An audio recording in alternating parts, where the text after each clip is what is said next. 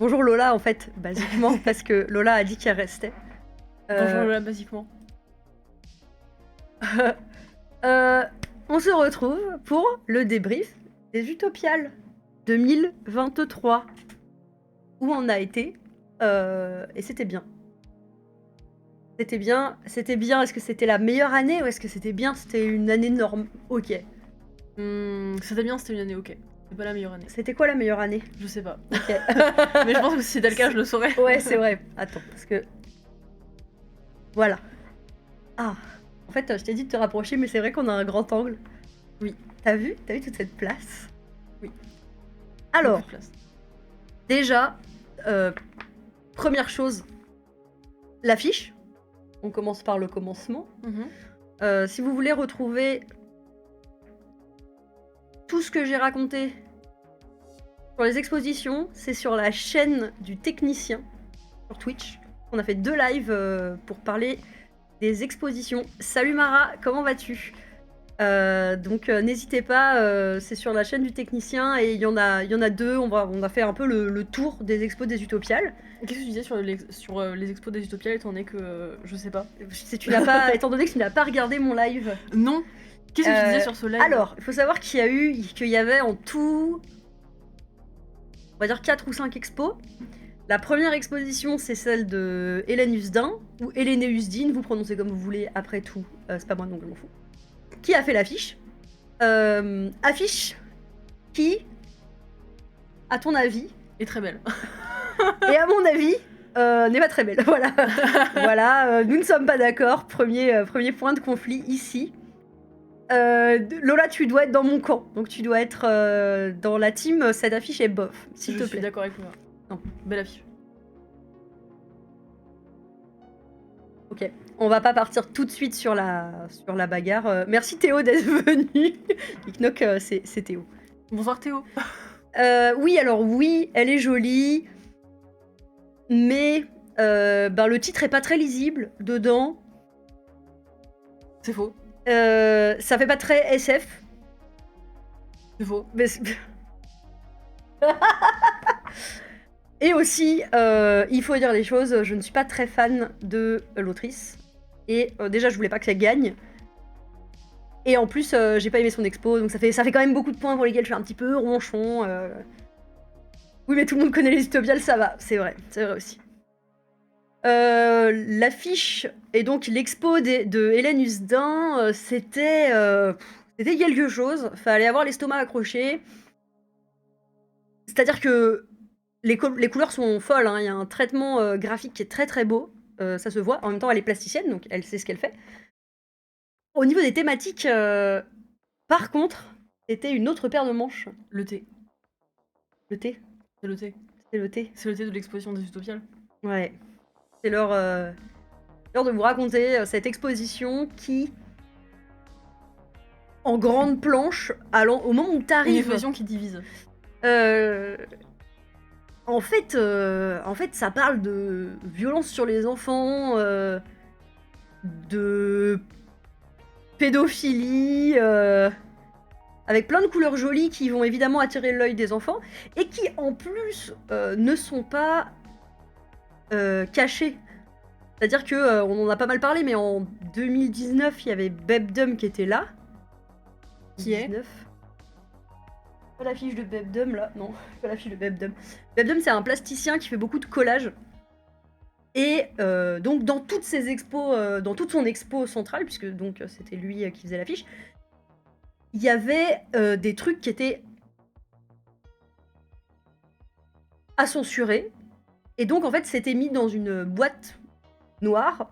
Enfin c'était vraiment l'exposition, le travail de direction d'exposition avait été cette fois-ci bien fait, puisque c'était dans un cube noir, caché par un rideau, enfin ouvert, avec comme ouverture un rideau, pardon.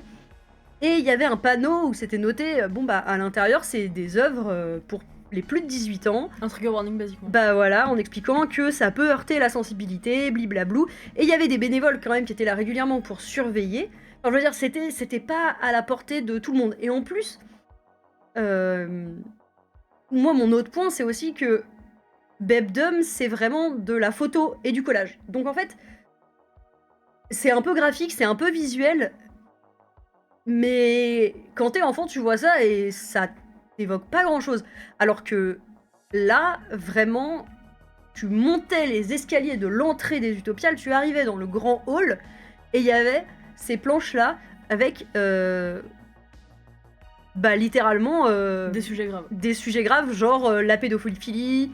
C'est, Hélène, Husdin, je peux te le noter, c'est elle qui a gagné, le prix bande dessinée, des Utopiales l'année dernière avec sa BD, René au bois dormant. René, point médian E au bois dormant, bande dessinée que je n'aime pas du tout et que ça m'a saoulé qu'elle gagne, car c'est une bande dessinée raciste. Voilà. Du coup, il y avait plein de planches. Et en fait, les planches sont belles, c'est super, mais bon. Bref, voilà, c'était super cringe. Et l'expo est questionnable. De quoi? L'expo est questionnable. Oui, l'expo est questionnable, surtout quand tu. Il n'y a pas d'explication, quoi. Et en plus, et c'est ça qui est pour moi d'autant plus questionnable avec ça, c'est que. J'ai beaucoup dit question questionnable, mais il n'y a pas de questionnement derrière. C'est-à-dire que. On te parle en full frontal d'enfants qui se font harceler / agresser par des adultes, mais en fait, à aucun moment, il y a une pénalisation, à aucun moment on explique que c'est grave. Ce qui fait que c'est juste factuel.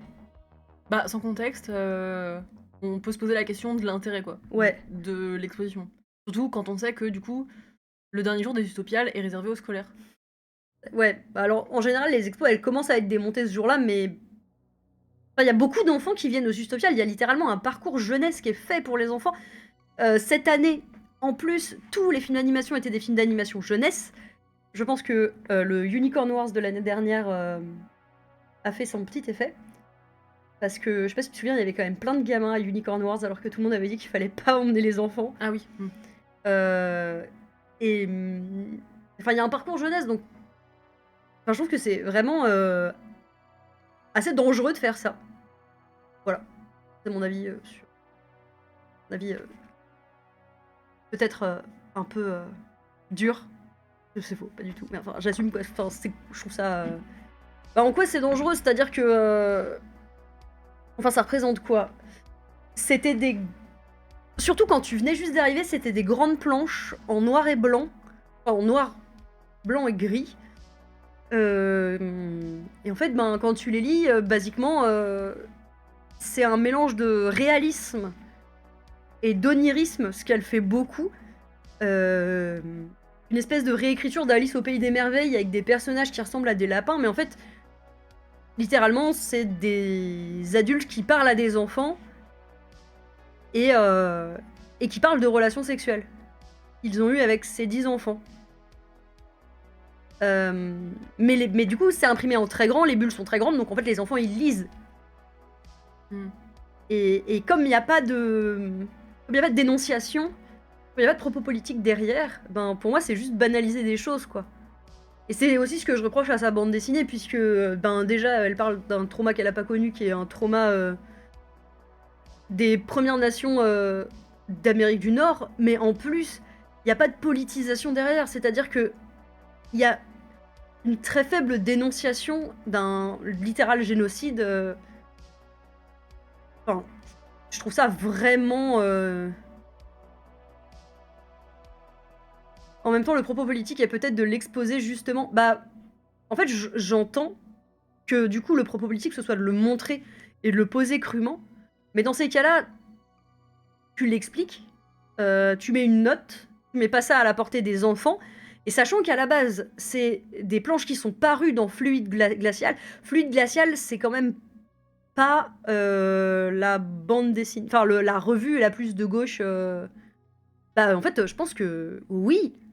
Et puis ben en fait, il y avait donc ça, c'était l'une des histoires de. Bah en fait, au-delà de la question du trigger warning et de contexte et de propos, à titre perso, je trouve ça assez maladroit le choix de l'endroit parce que en fait c'est une exposition qui du coup parle des choses très crûment et à une à une représentation du truc, enfin vraiment très cash.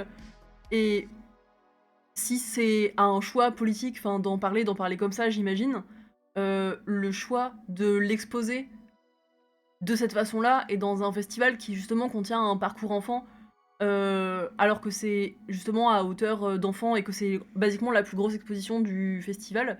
C'est ça qui est aussi, enfin, un peu chelou, je trouve. Enfin, Oui, et puis, c'est un je festival. sais pas, i au moins si c'est, par exemple, à montrer à des enfants ou whatever, je trouve que ça a le mérite d'être, enfin, que ça a le mérite pas du tout. Il faudrait que ce soit dans un endroit où, il y ait une forme de contextualisation ou enfin n'importe. Il y a des parents qui se sont plaints, de ça Bah et oui. honnêtement je comprends.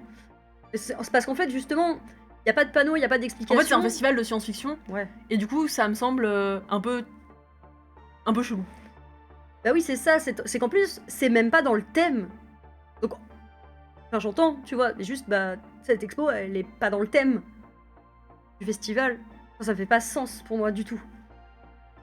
Donc voilà, donc ça c'était la première expo. Vous pouvez en retrouver plus sur la chaîne du technicien. Oui, et puis même, enfin tu vois, même sans être hors contexte, il y a des manières de faire. Et là, tu vois, un enfant qui lit ça tout seul, sans contextualisation, parce qu'il y en a pas, sans rien. Juste, t'es un gamin, tu te promènes dans le festival, parce que bah voilà, tu lis ça, et ça te dit littéralement juste, ah ouais, ça existe et plutôt c'est normal. Bah pardon, mais non quoi. Enfin en fait, ah là là là là. Enfin, ouais c'est ça. En fait, je trouve ça hyper dangereux. C'est habituer les enfants au grooming, chose qu'il ne faut pas faire. Je pense pas que ce soit à la portée, d'une exposition, honnêtement. Parce qu'il faut pas non plus lui donner, plus d'importance que ça en a. Non, non. Mais je pense que, l'emplacement était cringe. Mm. Et le choix est Ouais, ouais, c'est ça. pour missiger la vie. Ouais. Donc voilà. Point numéro 1. Déjà, j'aimais pas l'affiche. Du coup, en plus, j'ai pas aimé l'expo. Ça faisait beaucoup, cette édition, pour que ce ne soit pas la meilleure édition des Utopiales de tous les temps. Ensuite, bon, il n'y a pas que ça. Hein. Il y avait d'autres expos, il y avait des trucs très cool. Je me souviens plus des expos. Si. Si, je me souviens des C'est bon, expos. tu te souviens des expos. Il y avait l'exposition de Chantal Montellier, que tu appelles... Vas-y. Chantal Montpellier Christelle. Christelle Montpellier. Oui, Christelle Montpellier. Chantal Montellier, qui est une vieille meuf, désolé Chantal, mais c'est vrai, de la BD française, très engagée dans les années 70 à 90. Bon, c'est une vieille militante. Son expo était cool. C'est du noir et blanc, beaucoup, elle travaille à la plume. C'était assez chouette. Son expo était vraiment cool. Toi, t'as beaucoup aimé, ouais. Ouais. Ça donnait envie un peu de checker ce qu'elle avait fait. Ouais. Ensuite, il y avait la super expo de René Laloux, qui était absolument minuscule, et c'est très très dommage. Parce que j'ai beaucoup aimé. René Laloux, c'est un réalisateur de films d'animation De banger. francophone, ouais, de banger. Il a réalisé un triptyque qui est plutôt connu, puisqu'il y a La planète sauvage, qu'on a vu. Mhm. Ensuite, il y a les maîtres du temps, et ensuite il y a Gandahar. Donc là, il y avait des expos des trois, sachant qu'en fait, à chaque fois, il a travaillé avec trois dessinateurs différents. Le premier, c'est Rodolphe Topor. Oui, Topor. Qui a réalisé du coup La planète sauvage. Ensuite, c'était Moebius qui a fait Les Maîtres du Temps. Et ensuite, c'était Casa qui travaillait sur Gandahar. Et franchement, La planète sauvage, c'était trop bien. C'était vraiment trop bien. C'était vraiment... Je m'attendais à rien et j'ai pas été déçue. Ouais, vraiment une animation peinte à la main. En plus, vieille parce que... Ouais, puis avec des espèces de techniques de surimpression qui étaient hyper cool et qui donnaient de la perspective vraiment chouette au film. Je l'ai appelé Rodolphe, or qui s'appelle Roland Topor. Mais en plus, à chaque fois, je suis genre soit Rodolphe Laloux, soit Rodolphe Topor, alors qu'il s'appelle René et Roland. Et La planète sauvage, c'était 73, alors que les deux autres, Les Maîtres du Temps et Gandahar, c'est à la fin des années 80. Mes souvenirs sont bons, 83 ou 84 et 86. Et ouais, c'était très très bien. C'est de la bonne vieille SF comme on aime. Mhm. La technique de découpage, collage est... Franchement, ça pas mal vieilli du tout. Et il y a une version restaurée qui est sortie. Donc là, c'est ce qu'on a vu, c'était la nouvelle version. Sachant que les Maîtres du Temps aussi a été restauré, enfin les 3 ont été restaurés et c'était vraiment... C'était vraiment une... C'était vraiment un cool film. Ouais, ouais. Mm. Une petite claque de l'animation des années 70, quoi. Et ça, c'était vraiment cool. Et après, il y avait des petites expos sur Zelda et Goldorak, et sur les Tortues Ninja aussi, dont on a parlé avec Maxence. Je me ferai jamais avec le fait que des fois les expositions sont absolument énormissimes et prennent les 2 tiers du festival, et que des fois une exposition c'est 2 affiches. Ouais, il y a 2 panneaux et il y a rien. Tout est en train de ressortir en Blu-ray. Ah bah banger. Ah bah je vais les acheter en Blu-ray, trop bien. Stylé. Cool. Pour les revoir. Ensuite, comme d'habitude, on a entouré des tonnes de trucs sur le planning. Et comme d'habitude, on n'a pas fait tout ce qui était entouré sur le planning. Le à chaque saviez-vous, fois. on ne peut pas être à 2 endroits en même temps. Un peu cher, j'annonce. Ouais, bah oui, fallait s'en douter. C'est-à-dire que, en fait, moi sur tout le festival, j'ai entouré, je pense, 15 conférences et j'en ai vu 2. Et heureusement qu'elles étaient à la suite, parce que sinon j'en aurais pas vu 2. L'enthousiasme. Ouais. Qu'est-ce que t'as vu comme conférence, toi? J'ai vu Guillaume Meurice. T'as vu Guillaume Meurice. Alors, ton avis sur Guillaume Meurice? J'aimerais ne pas l'aimer, mais malheureusement, je suis comme tout le monde. C'était vraiment bien. C'était vraiment une bonne conférence. Et c'est-à-dire, et je crois que c'est même la fucking seule que j'ai vue. Oh non. Ouais. Ta seule conférence, c'était Guillaume Meurice. Ouais, c'est-à-dire qu'il est parti du festival et moi aussi. Et toi aussi. Comment dire Je dis ça un peu parce que je m'attendais à ce que ce soit le genre de man dont... comment dire, à qui on donne une voix, surtout parce que en fait il sait être drôle au bon moment, et parce que les blagues tombent juste, ce genre de truc, et qui du coup dans une conf sur un sujet qui est pas forcément préparé en amont et qui est pas forcément trop un truc de son choix où il faut répondre à quelqu'un qui intervient en même temps et quelqu'un qui fait la modération. Je m'attendais un peu à ce que le man fasse grosso modo un peu genre un show quoi. Comme j'imaginais que c'était son bail, et en vrai, quand même des trucs intéressants et pertinents à dire, et pas juste lui qui vient pour en gros faire 3 blagues en coupant la parole à tout le monde parce que besoin d'être la plus grosse voix de la salle. Et c'était non seulement drôle mais aussi intéressant. J'avoue. Madeleine a dit, m'a envoyé un message pour me dire on rit comme devant Gad Elmaleh en 2005. Ouais. Je pense que on rit ça... comme devant Gad Elmaleh en 2005. Je pense que ça veut dire beaucoup sur à quel point c'était drôle. Oui. Donc voilà. T'as fait que ça comme conférence? Je crois bien. Oui. Moi Trop occupée à aller voir des films. Ouais, j'ai noté plein de trucs. Et alors finalement, j'ai fait que 2 conférences. La première, c'est parce que faut savoir que aux Utopiales, ça nous arrive souvent d'aller voir des conférences. Et en fait, quand tu participes aux Utopiales, souvent ils te balancent sur une table ronde et t'es genre, ok, il va falloir que je parle de ça. Donc moi, ça, je savais pas, j'ai découvert il y a pas longtemps. Et qu'en fait, bah, c'est aussi pour ça que des fois, les gens ils parlent de sujets, mais en fait, ils maîtrisent pas. Parce qu'en fait, ils n'ont pas le choix de se retrouver sur cette table ronde. Et ces dernières années, comme j'ai beaucoup été aux Utopiales, bah souvent je vais à des tables rondes, mais en fait j'apprends rien. Ou alors les gens ils parlent de trucs, mais en fait ils connaissent rien. Donc c'est fatigant. Donc la seule conférence que j'ai été voir, enfin la première seule conférence que je voulais voir.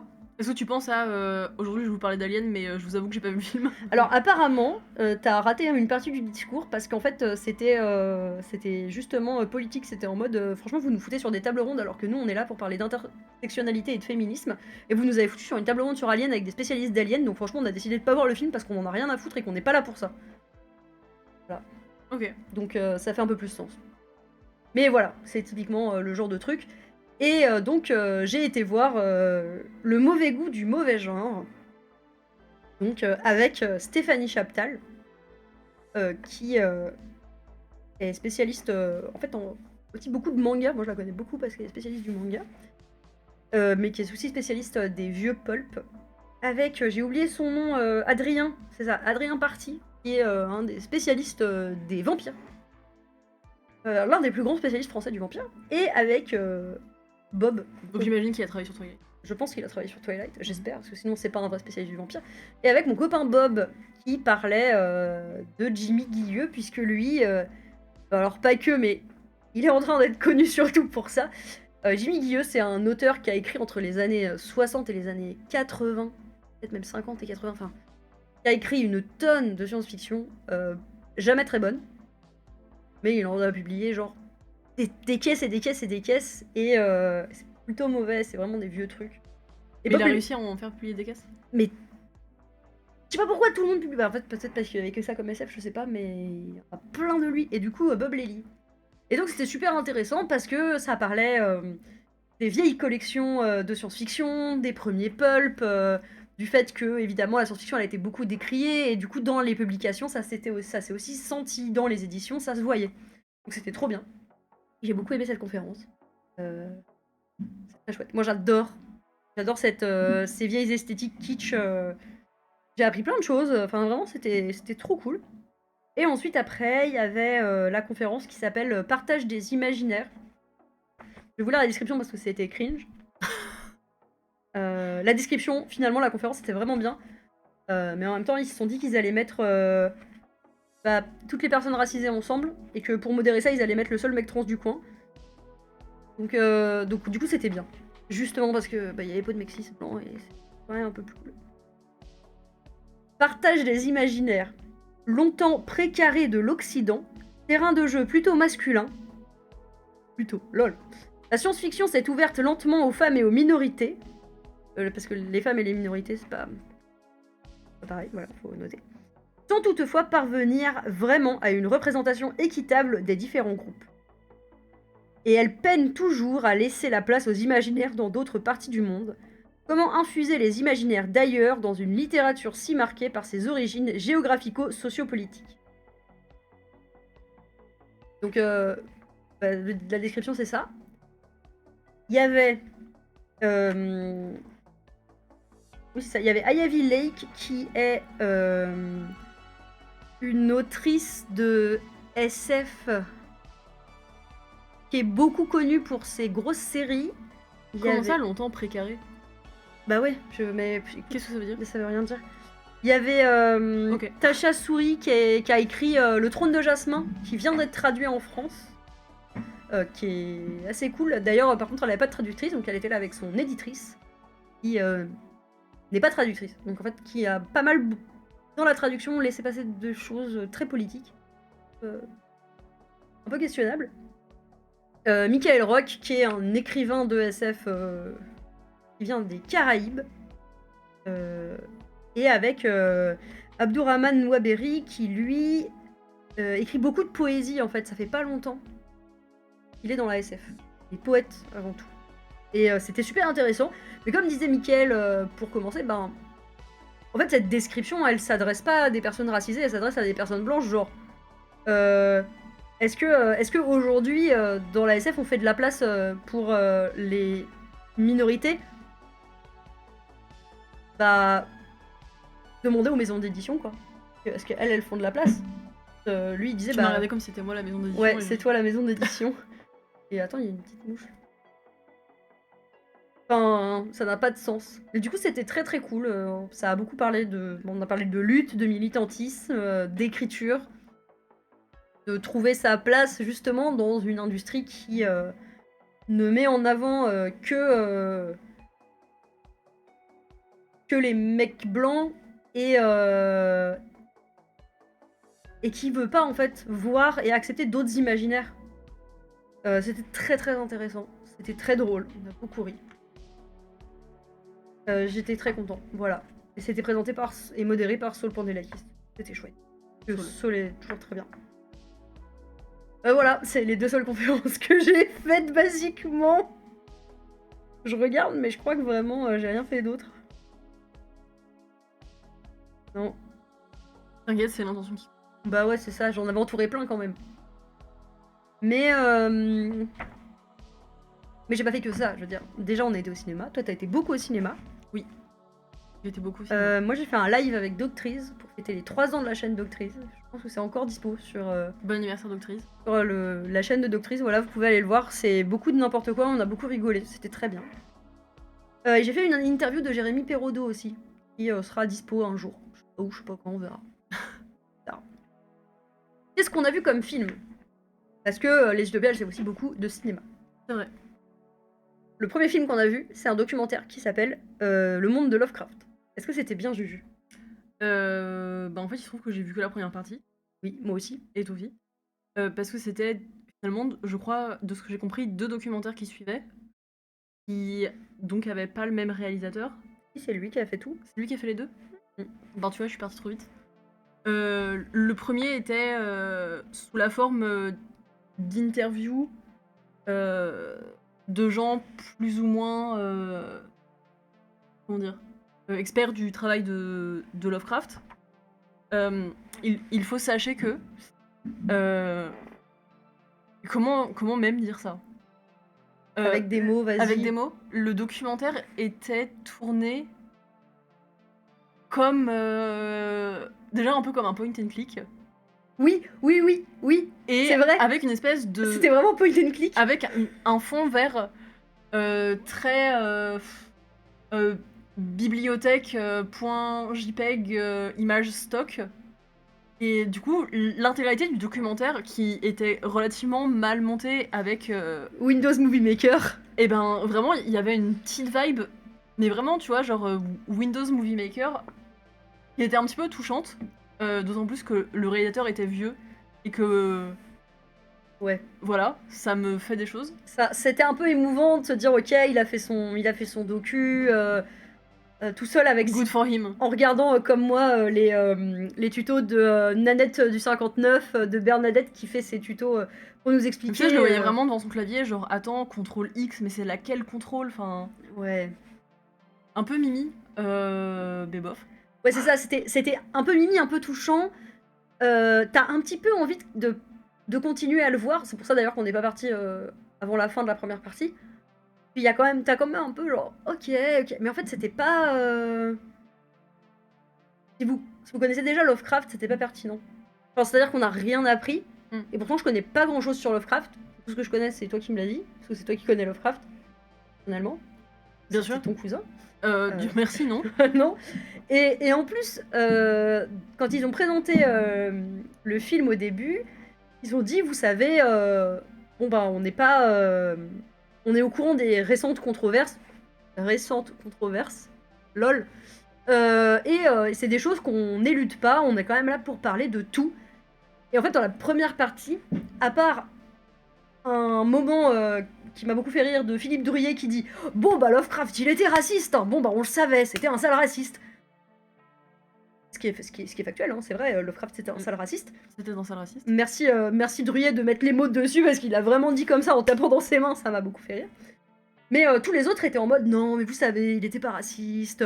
En fait, il était très proche des intellectuels juifs. Non, et puis vous savez, tout ça, c'était une profonde solitude. Moi, ça me rend triste quand j'y pense. Mais attendez, le man, il était juste super raciste.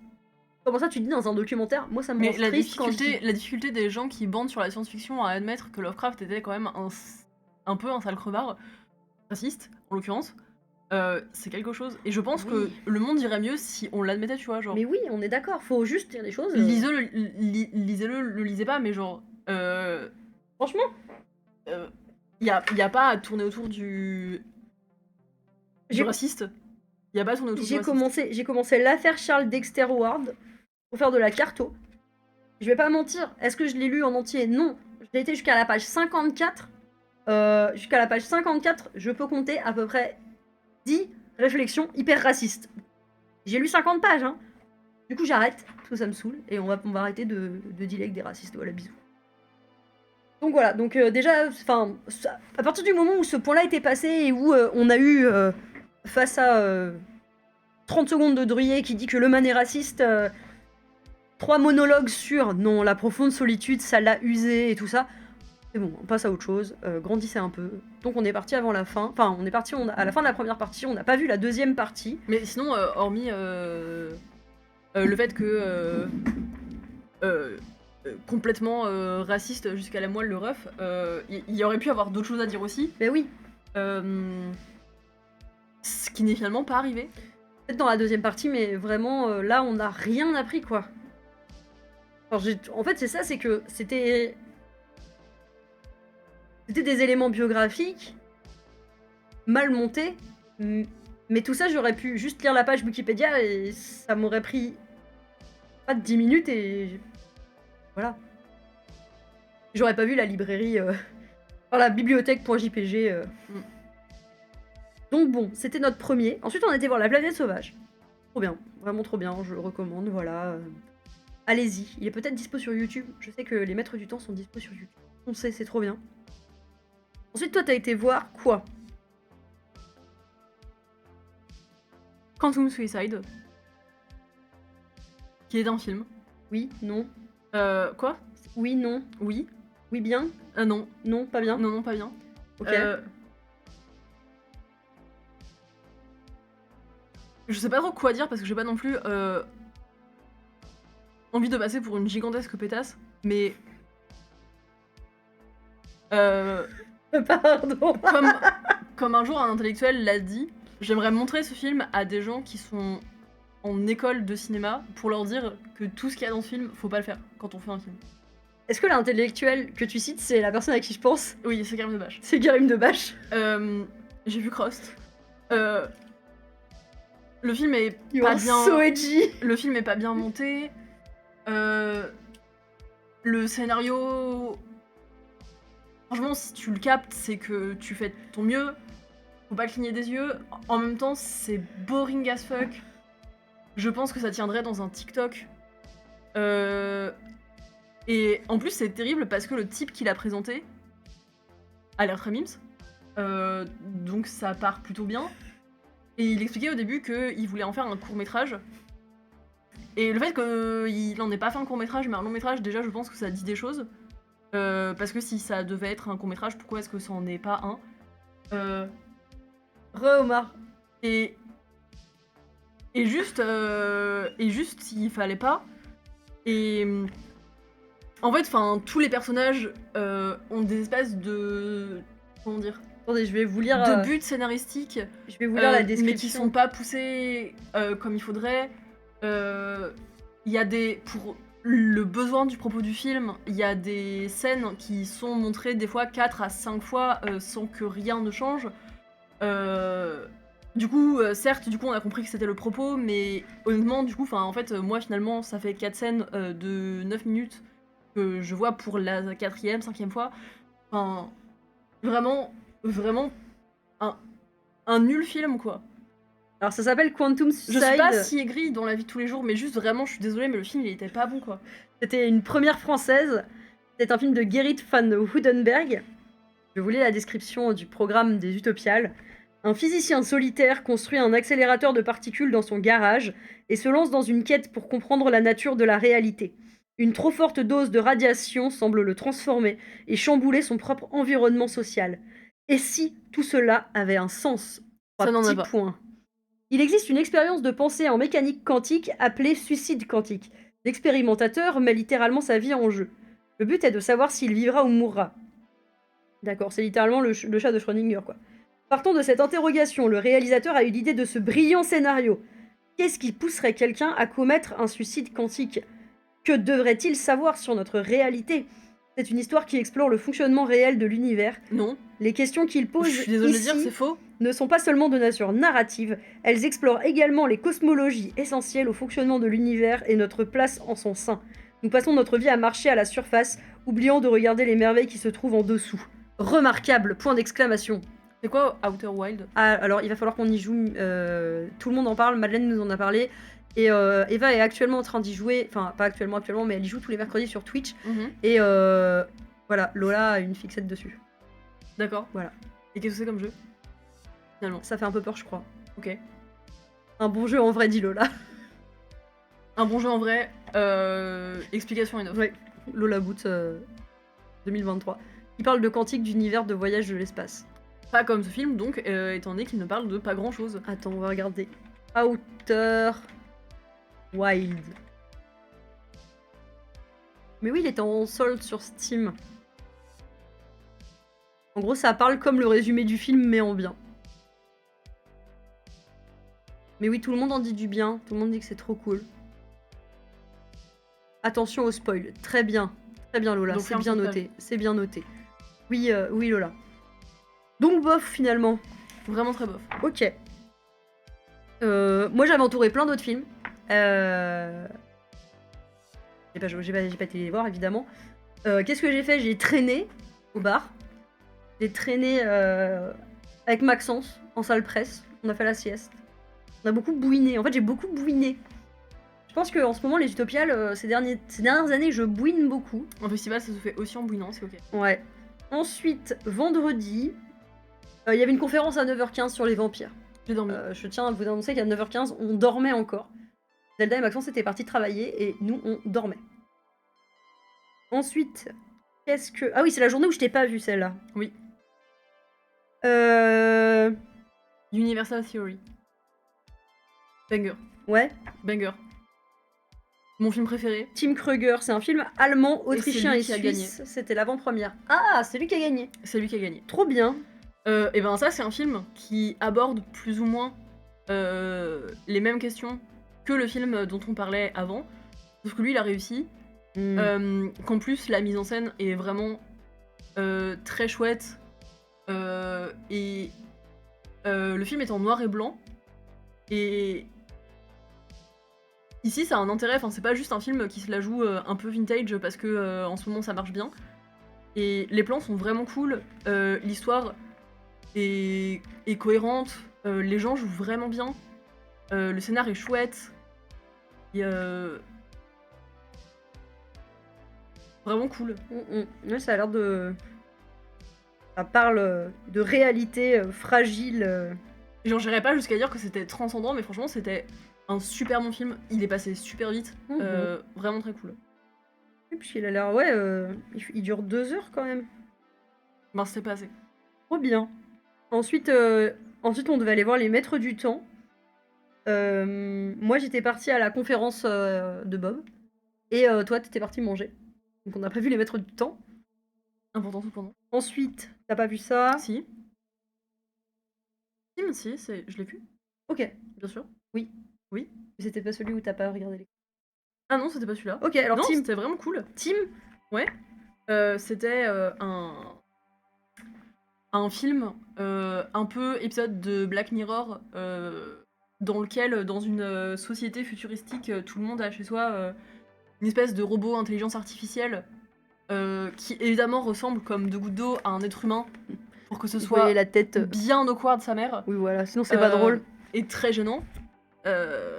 Plot twist, ça tourne mal. Non! Si. Non, tu jures? Le film était drôle. C'était un chouette film. Je trouvais assez marrant. Ben, ça tient dans un épisode de Black Mirror et je pense qu'il y en a un qui a d'ailleurs été fait littéralement sur ce sujet. Je suis même sûre. Mais c'était un film plutôt cool, qui était pas trop long. Et qui des fois avait un propos assez intéressant sur ce que c'est qu'aimer. Parce que du coup, le robot qui est pensé pour être une forme de majordome, à un moment donné, du coup, questionne l'héroïne en lui demandant ce que c'est qu'aimer. Et du coup, ça a un peu été le fil rouge du film, la réponse du personnage en question. Et il y a des moments qui étaient quand même assez touchants et assez vrais. C'est vrai que c'était un film plutôt cool. Bah, trop bien. Oui. Bon, bah, une bonne note pour Tim, alors... Une bonne note pour Tim. Ensuite, il y avait... Je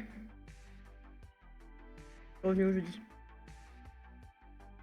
Le soir, il devait y avoir The Wandering Earth 2, mais tu n'y as pas été. J'ai eu la flemme. En fait, il faut savoir J'ai eu la flemme que d'attendre. cette année, ça a vraiment été une année où on a eu la flemme. Vraiment la flemme, mais de tout. Moi, j'ai eu la flemme de rester le soir. C'est la première année. Que le film avait le malheur d'être à 21h15. 22h. 22h15. Et le film précédent se terminait à 19h et des brouettes. Ouais, 18h45. On va dire 19h. Comment je me suis tapé la full flemme d'attendre. Ouais. Et puis en fait, mais est-ce que c'est ce soir-là où j'ai littéralement acheté des kebabs et j'étais... À Skip, c'était vraiment très bien. Ouais, les gens ont dit que c'était bien. Mais c'est le soir où du coup Juju est rentrée et moi je suis rentrée pas longtemps après. Juste, je suis passée au grec, on a mangé un kebab à la maison et c'était bien. Ça nous a fait du bien. C'est la première année où moi, en tout cas, je rentre si tôt, parce que d'habitude, l'année dernière, je rentrais plutôt entre minuit et 1h. Là, je suis rentrée entre 20h et 22h tous les soirs. Mais c'était cool, on a beaucoup dormi. Ça fait du bien. Et surtout, on y était beaucoup plus tôt. Trop beau votre verre en forme de verre doseur. C'est un verre doseur. C'est-à-dire que quand je dois faire la cuisine, il faut que je récupère le verre de Juju pour faire de la pâtisserie. Parce que Juju a besoin de boire dans un grand verre. Ah. On n'a pas compris la blague. Gros cerveau. Donc voilà, donc le vendredi, on est rentré tôt et on a mangé des frites. Samedi, on a fait quoi? Samedi, Vraiment, je suis désolée, je lis le titre des conférences et je me dis, mais j'ai aucune idée de ce que c'est, même. Est-ce que j'étais là-bas, je crois pas. Si, en plus, samedi, je crois que je suis partie tôt. Bah, je sais pas ce que j'ai bouiné. Ah, si, je sais, pardon. En fait, je sais. Samedi, je me suis levée tôt parce que, en fait, le jeudi matin, on avait raté le visionnage du Grand Magasin. Donc, il faut savoir que Juju, tous les ans, top la compétition internationale de long métrage pour regarder les longs métrages de la compétition de long métrage. Et moi, tous les ans, je prends le planning et je fais à peu près la même chose que Juju. C'est juste que, à la place, ils sont mes films. Tous mes films à moi. Je prends la page de films jeunesse et je vais voir les films jeunesse. Parce que c'est trop bien et que c'est vu que depuis l'année dernière avec Unicorn Wars, ils mettent que de l'animation en jeunesse, et ça m'emmerde. Donc cette année, déjà je voulais voir plein de trucs et j'ai pas vu plein de trucs, mais j'ai été voir Le Grand Magasin. C'était l'avant-première française. Il sort, je crois vraiment dans longtemps. Hein. Je crois qu'il sort dans 1 mois ou 2 à Noël. Pas à Noël, oui, pas du tout. Longtemps comme ça, d'accord. Ouais, non, je crois qu'il sort en février en salle. Pas dans 3 ans. C'est l'histoire d'une concierge qui est concierge dans un grand magasin, mais tous les clients, c'est des animaux. C'était trop bien. J'ai pleuré, évidemment. Je me suis retrouvée entre 2 enfants. On était tout au fond de la salle. On était tous les 3. Enfin, au départ, on était tous 2 sur notre réhausseur. Et après, il y en a un autre petit qui est venu, donc je lui ai donné mon réhausseur. Oui, en fait, les concierges, ils sont humains. Et souvent, les gens qui travaillent dans les boutiques aussi, ils sont humains. Mais les clients, c'est des animaux.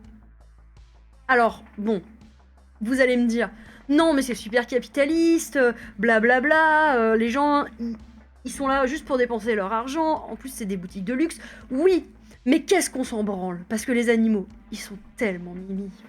C'était trop bien. Et ça compte. C'était trop bien. Il y avait des chats, et il y avait un vison, et il y avait aussi... Il y avait un petit renard qui voulait faire sa demande en mariage, mais il osait pas. C'est dur d'être un petit renard. Une espèce éteinte en plus. En fait, les espèces menacées, elles sont vachement bien classées dans le classement. Bref, c'était trop bien. Je suis très content. J'ai beaucoup aimé, donc je me suis levée tôt pour aller le voir et je ne regrette pas. Je vous le recommande. C'est super capitaliste et en plus, c'est souvent des boutiques de luxe. Là. Oui, c'est vrai. Oui. Mais c'était bien. Mais les animaux sont vraiment trop mignons. Oui. Ça m'a rendu très heureux, j'avoue. Voilà, j'ai beaucoup aimé quand même. Dès qu'on adore les animaux. Donc ça, c'était trop bien. J'ai adoré. Et ensuite, c'était la journée où je voulais aller voir Blade 1 et Blade 2 au cinéma. J'en ai vu 0. Voilà. Pas de Blade, finalement. J'ai vu aucun Blade. C'est très dommage. Blade nulle part. Parce que... Ouais, Romain aurait adoré. Mais tu sais quoi, j'y ai pensé. Je me suis dit, oh non. Ça, c'est le genre de truc que j'aurais pu aller voir au cinéma avec Romain. Mais en fait, qu'est-ce que j'ai fait? J'avais rendez-vous avec Maxence, et après le soir, j'avais une interview, vous comprenez, je suis tellement busy, c'est chaud. Non, je crois que j'étais partie me faire dédicacer mon livre par Florian. Bref, j'ai fait des choses. Et toi, Juju, t'as été voir Molly and Max in the Future? Oui. Alors? Je pensais que ça allait être drôle, et c'était drôle, mais aussi... Long story short, un boug et une nana, sur un malentendu, deviennent relativement BFF.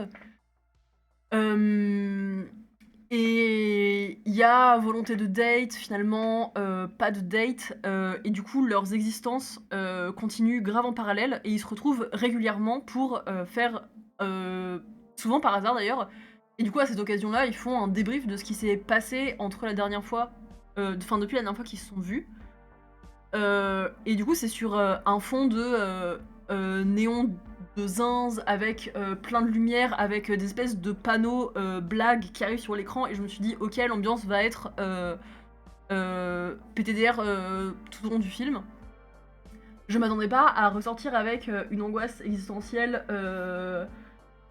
sur fond de crise écologique, de crise politique, de crise, spirituelle et de whatever, tout. C'était vraiment bien, et le ton du film devient de plus en plus sérieux, au fur et à mesure que le film, avance. Je pense qu'il a été réalisé au moment des élections, heu, pendant lesquelles Trump est passé, à mon sens, parce que ça en parle trop pour que ce soit pas arrivé. Mais c'était vraiment très cool, c'est un film qui m'a beaucoup émue, mais waouh, heu, Mmh. OMG quoi. What a C'était ride. bien. Alors, États-Unis 2023, c'était une première française. Et le film s'appelle Molly and Max in the Future. Et c'est de. Je vois pas de. Michael Luke Litwack, une comédie romantique de science-fiction sur un homme et une femme dont les orbites se heurtent à plusieurs reprises au cours de 12 ans, 4 planètes, 3 dimensions et un culte spatial. Voilà, donc ça effectivement reprend la romance axée sur les personnages du film Quand Harry rencontre Sally. Voilà. J'ai beaucoup entendu de gens en dire du bien et en même temps en larmes. Des gens qui sortaient du film en pleurant en disant c'était hilarant avec des larmes partout et je te dis waouh. Mais c'est terrible parce que Ça avait l'air d'être quelque chose. le quoi. film commence avec un ton vraiment très léger. Et du coup, je pensais que le ton serait juste comique. Et en fait, non, c'est un film qui commence à quand même traiter des trucs, mais bas de sérieux quoi. Et. Waouh, je m'attendais pas. Mais c'était vraiment bien. Trop cool. J'ai toujours pas vu Quand Harry rencontre Sally. Bah écoute, on pourra le regarder. Moi je l'ai vu. Une fois. Le soir, je voulais à tout prix qu'on aille voir Il est difficile d'être un dieu, qui est un film de science-fiction adapté d'un roman des frères Strugatsky, film russe. Déjà, je t'avais dit film russe, tu m'as dit oui. Effectivement, le film était à 20h30. Comme vous l'avez entendu déjà, la veille, 22h, c'était trop tard. La 20h30, c'était fini pour nous. 20h30, on était déjà à la maison. Toi, depuis 3h. Et moi, 20h30, j'étais déjà arrivée à la maison. Il pleuvait. Ouais. C'est une bonne raison Ah pour ouais, rentrer il chez pleuvait. soi. Mais en plus, c'est vrai que les Utopiales ont commencé mercredi avec la tempête. Elles sont terminées le dimanche par un pneu crevé. Mais vraiment, les souvenirs de la sieste. Hein. On a dormi. Et le dimanche, t'avais mis plein de conférences. C'était la journée où t'allais faire des conférences. Mais qu'est-ce que t'as fait dimanche? Moi, je sais pas, je pensais que j'allais être cette personne-là et que j'allais passer d'une conférence à l'autre. Et en fait, je crois qu'à un moment donné, je me suis basiquement cassée dans l'après-midi parce que j'en avais Ouais, marre. t'en avais marre d'attendre et que tu voulais pas revoir la rediffusion parce que t'avais déjà vu le film qui gagnait. Bah moi, dimanche, j'ai été voir Le Royaume des Abysses, qui est aussi un film d'animation, puisque, comme j'ai dit, je vais voir que des films d'animation. C'était bien, mais c'était pas si bien. Non, mais je suis juste pas venue en fait. Voilà. Ah oui, t'as dormi? Je suis pas venue. Ah oui, tu dormais. Ouais, probablement trop fatiguée d'avoir dormi. C'est vrai que t'as dormi dimanche. Moi, j'ai été voir Le Royaume des Abysses, donc un film jeunesse. Ou alors c'est lui qui va sortir dans super longtemps, je sais plus. Avant-première française, c'est un film chinois de 2023. Ah oui, alors, il s'avère que on a, surtout en France, et même enfin, en vrai dans le monde, très peu accès aux films d'animation chinois. Pendant longtemps, il n'y a pas eu beaucoup de productions d'animation chinoise. Et là, le mec qui le présentait nous disait, vous allez voir, c'est un peu le haut du panier. Je vais pas mentir, j'ai pas trouvé ça incroyable. Ah ouais. Alors, c'est visuellement magnifique, hein, vraiment, c'est très très beau. Mais je sais pas, c'est vis-à-vis de la petite sirène, voilà quoi. Ok, en effet. C'est l'histoire d'une gamine qui va pas bien du tout dans sa life. Elle vit chez son père, ses parents ont divorcé. Elle vit avec son père. Elle voit quasiment pas sa mère alors qu'elle aimerait l'avoir plus. Personne lui a écrit pour son anniversaire à part son opérateur mobile. Et son père s'est remarié et a un gamin, un petit kid. Et son père est complètement gaga de son fils et calcule pas du tout sa fille. Et elle est ado quoi. Ok, là ils disent 10 ans. Moi j'avoue, dans le film on dirait peut-être plutôt 12, mais 12-14, mais pas plus quoi. Et genre là c'est son anniv et son père il est genre wouhou, allez venez on va faire une croisière et venez on trinque et on paye l'apéro pour fêter l'entrée en maternelle de ton petit frère et il est genre that's my birthday. Donc bref, elle est triste, elle ne va pas bien, ça parle de dépression. Ok, wow. Oui. Mhm. Et et elle tombe à l'eau. Non, du bateau, elle tombe du bateau. Ah oui, d'accord. Sans faire exprès. Enfin, voilà. Il y a la tempête, il y a beaucoup de vent, elle voit un truc sur l'eau, elle s'approche, il y a une bouée canard et elle tombe dans l'eau. Et en fait, elle tombe sous l'eau. Et sous l'eau, elle découvre un restaurant. Ça s'appelle le Royaume des Abysses. Ok, bah c'est pour la petite sirène quoi. Ouais. Bah, Non, sauf c'est mal. que la petite sirène, ça parle pas de cuisine. Ah oui, d'accord, c'était une blague. Je l'ai pas vu. La petite sirène, bah ça parle pas de cuisine. D'accord. Ça parle de chansons. Un peu The Voice, la petite sirène. Petite sirène à l'envers. Et ouais, je sais pas. Tout le monde pleurait et moi j'ai pas pleuré. C'est quand même chaud. En général, je suis quand même le premier à chialer. Bravo. Je sais pas ce qui m'a pas convaincu. Je sais pas si c'est l'animation, je sais pas si c'est le traitement. J'ai trouvé que c'était basiquement le château ambulant et Pogno sur la falaise fusionné. Et du coup, bah, c'est deux films que j'aime beaucoup, mais bah, c'est déjà des films qui existent. Donc, ouais, Une note sur 10. 5, 5,5. C'est vraiment pas incroyable. Enfin, en fait, je pense que si j'ai vu Mimi en sortant qui a adoré, qui était en larmes et tout. Mais moi, j'ai pas trouvé que le traitement, il était incroyable. Il y a pas de résolution. Je trouve, en fait, c'est le genre de film que j'aime pas.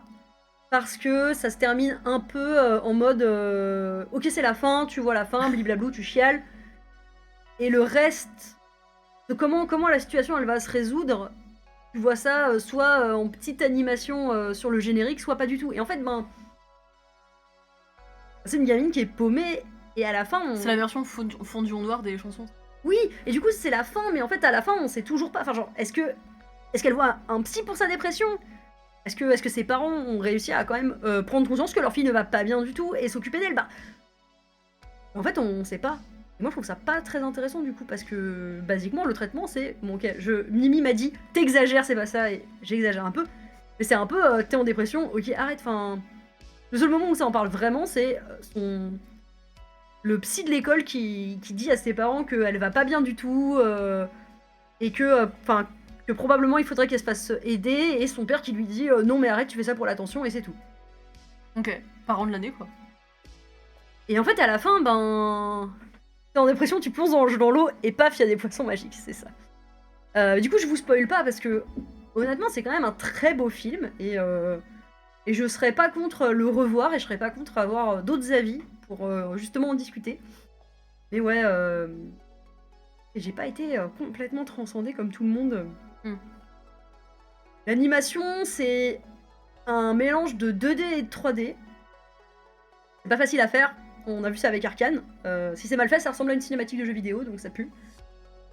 Pas encore. Non, mais Arcane c'était incroyable, hein. Et puis c'est dans Pluto il y a ça, dans Blue Eye Samurai il y a ça. Enfin, c'est une technique d'animation qui est de plus en plus grâce à Spider-Man. Merci Spider-Man, ça fait beaucoup pour l'animation, je t'aime. Mais du coup, ben, je sais pas, c'est visuellement beau. Moi, j'ai pas trouvé que ça te casse 3 pattes à un canard, mais ok, on se fait une soirée, on le revoit et on en parle. Je pense que je peux lui laisser une autre chance. Voilà, donc j'ai vu ça, je suis sortie, j'étais genre, je vais aller manger.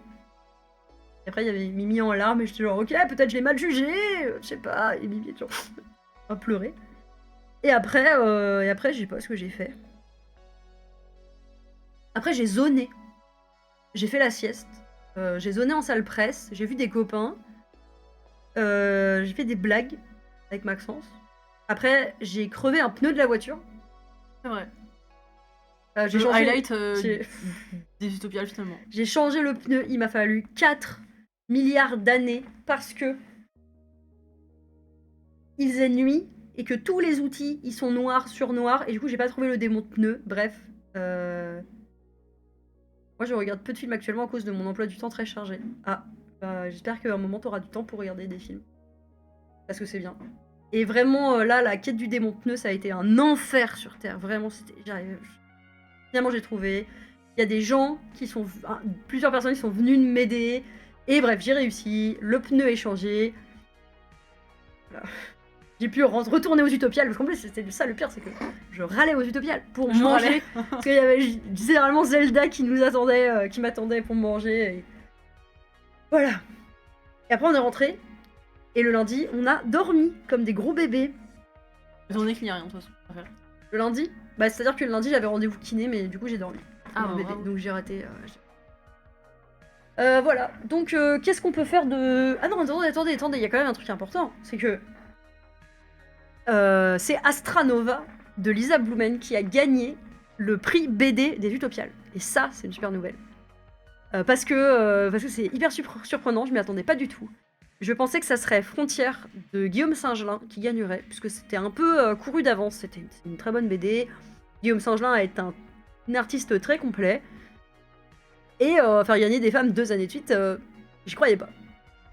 Donc je me suis dit, ça sera Singelin, et si c'est pas Singelin, ça sera probablement Le Bestiaire du Crépuscule de Daria Schmidt, qui est une bande dessinée à l'encre en noir et blanc, recolorisée par-dessus, qui raconte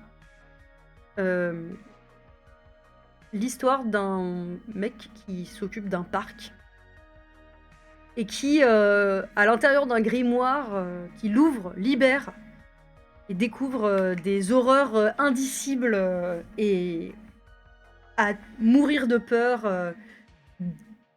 Il découvre basiquement des grands anciens et des horreurs cosmiques. Et je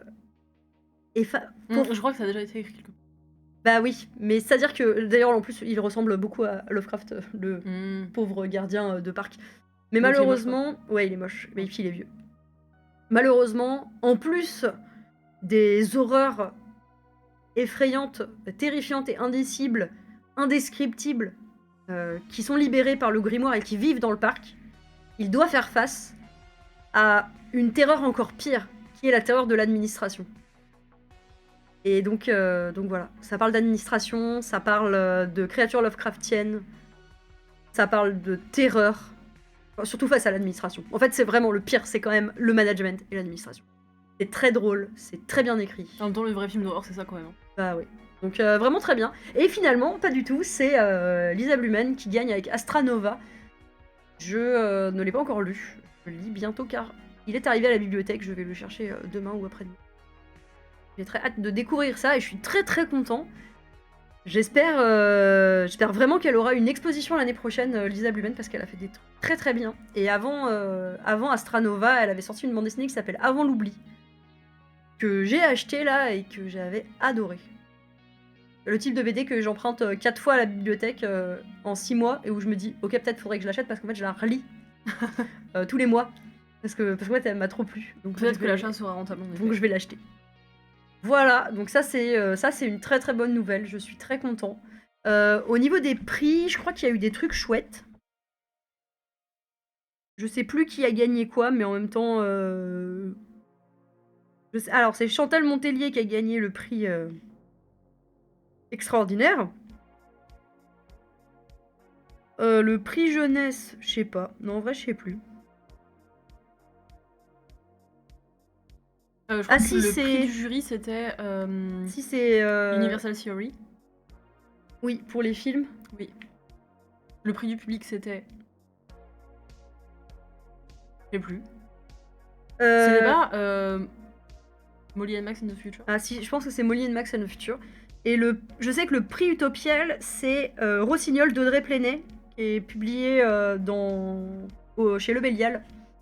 Le prix jeunesse, je sais plus. J'avoue là, pas de souvenir. Mais je sais que c'est Audrey Plenay qui a gagné parce que on m'a dit qu'elle était gentille. Voilà. C'est une bonne raison pour gagner un C'est prix. tout ce que je sais. Non, apparemment son livre est bien aussi, mais du coup, voilà. Voilà. Est-ce qu'on a fait le tour de notre débrief des Utopiales? Je crois. Ouais. Qu'est-ce qui était bien? Les films. Ouais. J'ai vu les films.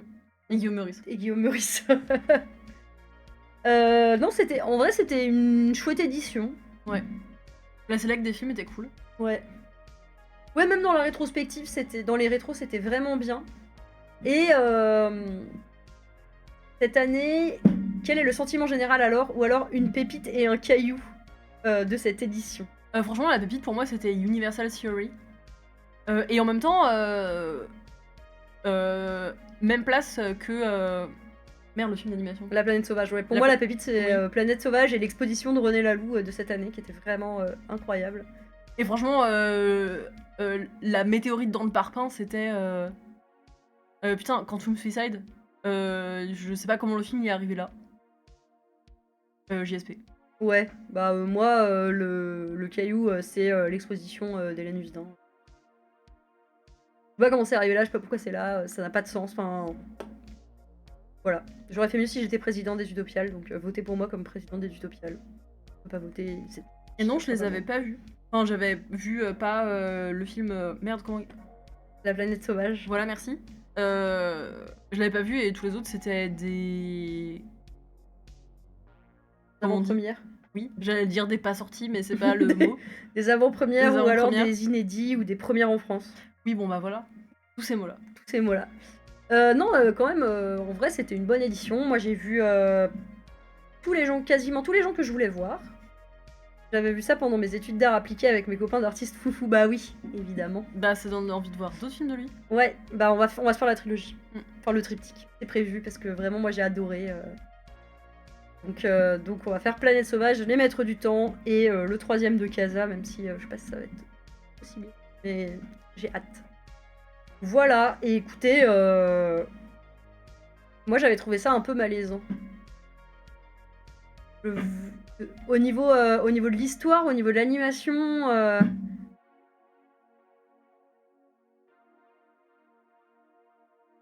pense que c'est aussi une conception de la visuelle, histoire, musique, tout. Ouais, mais je pense que c'est aussi fait exprès. Alors il y a un peu un côté fait exprès. Et c'est un truc qui date des années 70. Dans les années 70, la science-fiction, c'était tout ce qui était malaisant. Il suffit de voir, non mais vraiment, il suffit de voir la musique de la planète sauvage, pas du tout, de la planète des singes de Schaffner. C'est hyper malaisant et tu comprends pas. Et le man s'est dit, je vais faire de la musique de science-fiction et du coup c'est hyper expérimental. Trop bien. Mais du coup c'est effectivement très perturbant. Mais c'est vrai que c'est pas le genre de film que tu mates et où tu te sens bien, tu vois. Un petit dimanche après-midi, tu fais des crêpes, tu regardes la planète sauvage. Non, je pense pas. Petit feeling de malaise, ouais. Ouais. Voilà, et ben on se retrouve l'année prochaine pour les Utopiales. Normalement, cette année, j'ai pas fait le live BD avant, que d'habitude je fais. Donc l'année prochaine, normalement, ça sera fait. J'aurai organisé ma vie. Ma vie. J'espère. Et je me dirais pas, ouais, tranquille, les Utopiales, c'est dans 3 mois, alors qu'en fait, ça commence demain.